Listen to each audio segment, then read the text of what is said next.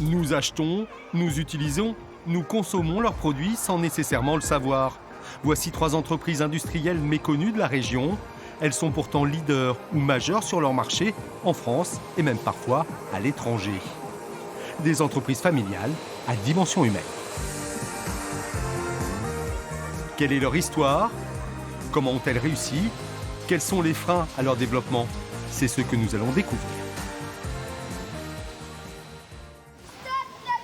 Vos enfants ont sans doute déjà joué sur une aire de jeu de ce type. Une installation proludique, car cette PME familiale est aujourd'hui le numéro 1 en France et un géant du secteur à l'international.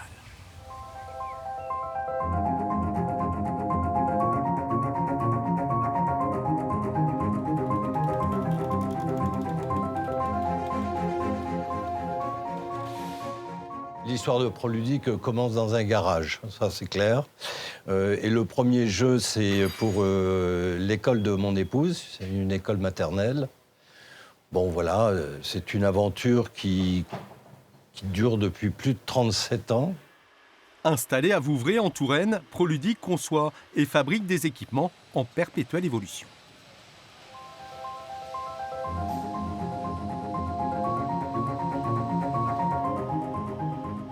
Voici l'un des produits phares de la marque.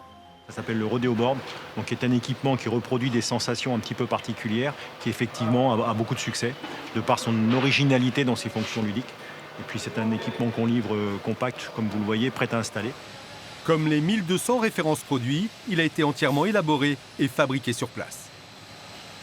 Ça fait plaisir. Ouais. Surtout que c'est un produit 100% français quasiment. Donc la chance qu'on a, c'est d'avoir une production en France et en Touraine surtout.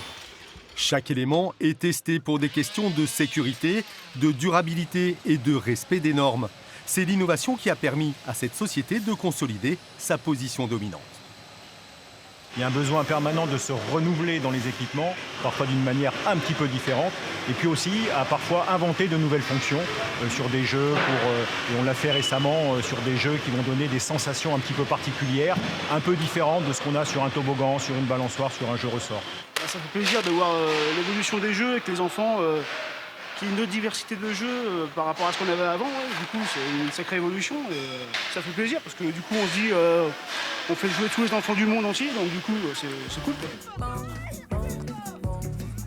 Proludic suit l'évolution des tendances, les influences. L'entreprise a aujourd'hui aménagé plus de 100 000 espaces de loisirs dans le monde. Sa force, répondre aux attentes des consommateurs en conservant son identité.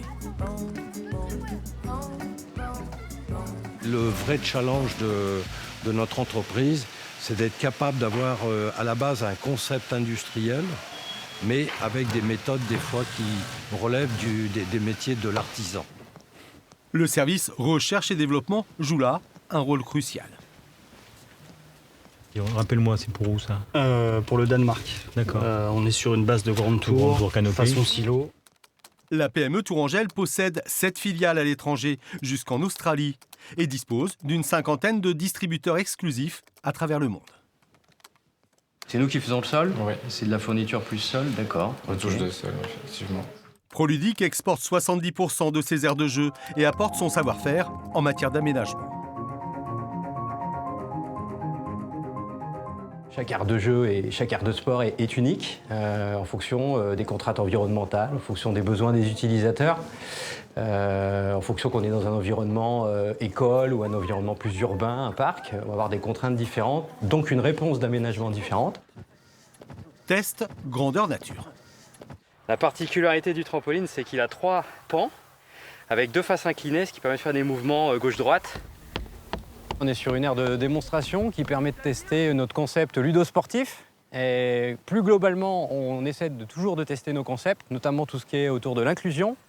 Et puis là, plus récemment, tout ce qui est autour du développement durable avec des nouveaux matériaux qu'on intègre dans notre gamme. Demeure un frein majeur au développement de l'entreprise. Enquête régulièrement de nouveaux collaborateurs, elle peine à recruter. On essaye d'avoir un projet d'entreprise avec une entreprise familiale qui a du sens, qui donne des vraies valeurs de sens à nos employés. Donc on arrive quand même à trouver des talents. On arrive à recruter des talents. Ça prend plus de temps qu'avant, mais on y arrive. Une problématique commune à beaucoup de PME, Souvent méconnues, elles pâtissent d'un manque de reconnaissance et de visibilité sur le marché des offres d'emploi. Changement de lieu, changement d'univers, nous voici chez l'Estra, près d'Amboise.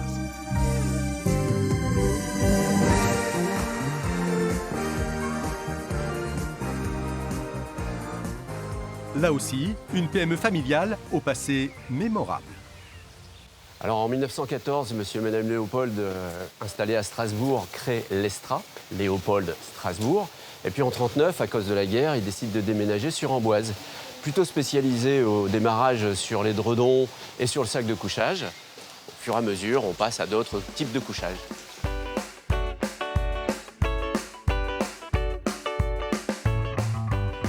En 1974, Josette Léopold crée un véritable bouleversement. Elle invente la couette à la française.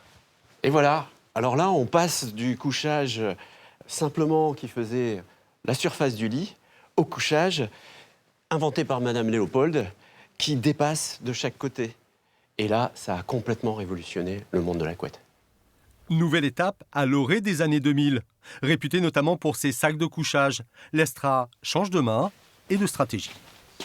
Alors en 98, messieurs Andrès, donc les trois frères, rachètent l'entreprise suite au décès de Madame Léopold et ils décident d'attaquer l'ensemble des secteurs d'activité. Aussi bien la grande distribution alimentaire, avec Auchan, Leclerc, Carrefour, qu'avec la grande distribution spécialisée, But, Conforama, et puis également Internet, Amazon, Cdiscount et toute l'hôtellerie. Être présent sur tous les secteurs de vente, une stratégie payante. Pour y parvenir, l'Estra s'est doté d'une unité de fabrication unique en France. Sa capacité de production, 5500 couettes par jour.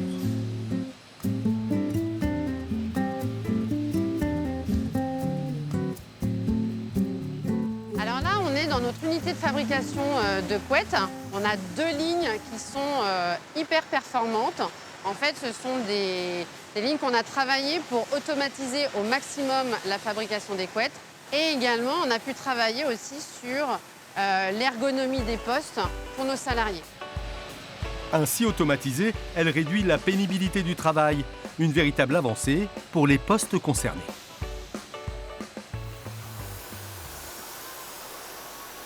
Bonjour Fred. Ça va, tout se passe bien? Oui. On est dans le timing, là, niveau production? C'est très agréable par rapport à d'autres usines. Et quand on faisait des gros cartons, il fallait les soulever. Et là, on a un engin juste là-bas pour soulever les cartons, pour faciliter, pour les mettre sur la palette. Chaque année, l'Estra investit 1 million d'euros pour réduire les coûts de production. On investit également sur la fabrication, mais également sur le conditionnement pour limiter l'impact carbone de nos produits sur la route. Le défi à relever, réduire le volume des couettes.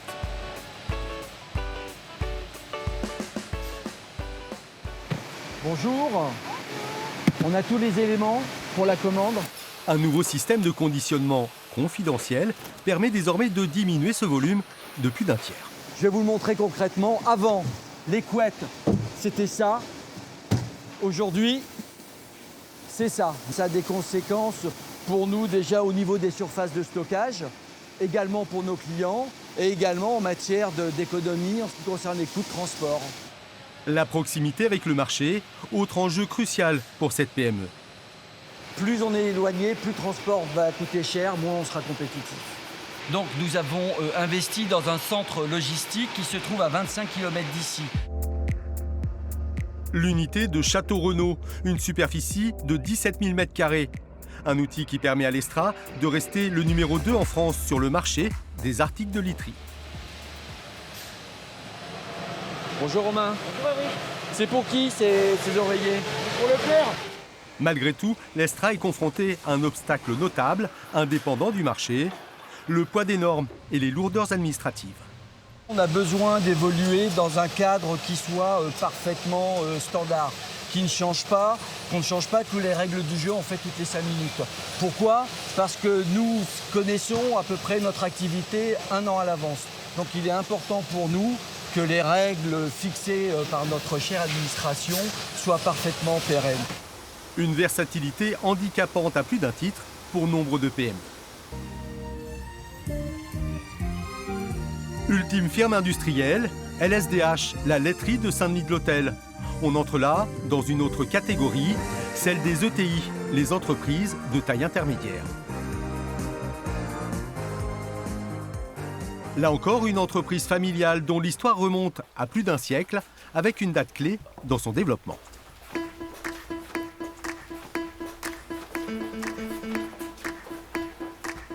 C'est 1984. Pourquoi c'est une date importante? Parce que c'est cette date-là où en fait l'entreprise a changé de laiterie et est devenue conditionneur de liquide alimentaire. LSDH devient un spécialiste de la stérilisation, mais une autre évolution caractérise la vie de cette société, sa dimension sociale.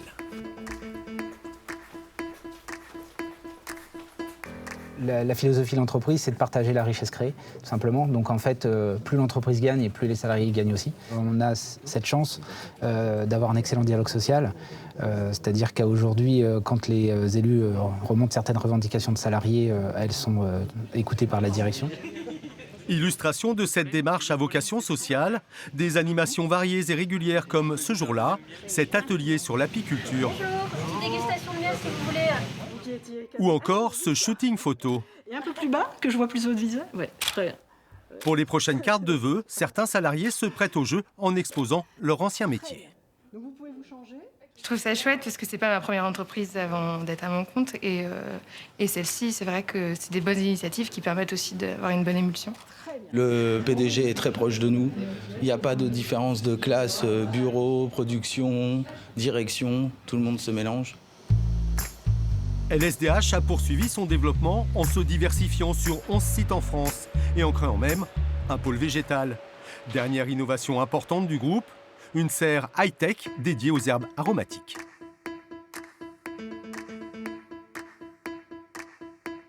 Qu'en penses-tu de la nurserie? C'est sympa. Comment ça marche avec les nouvelles lampes là?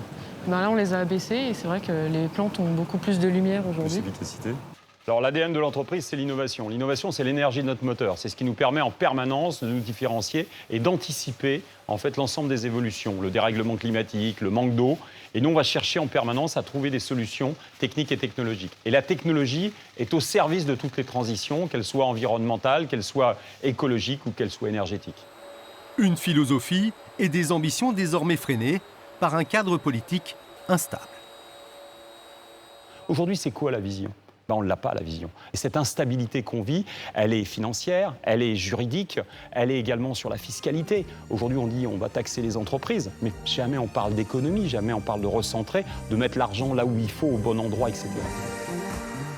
Un manque de choix politiques clairs qui entrave la dynamique de ces sociétés performantes et de l'écosystème local.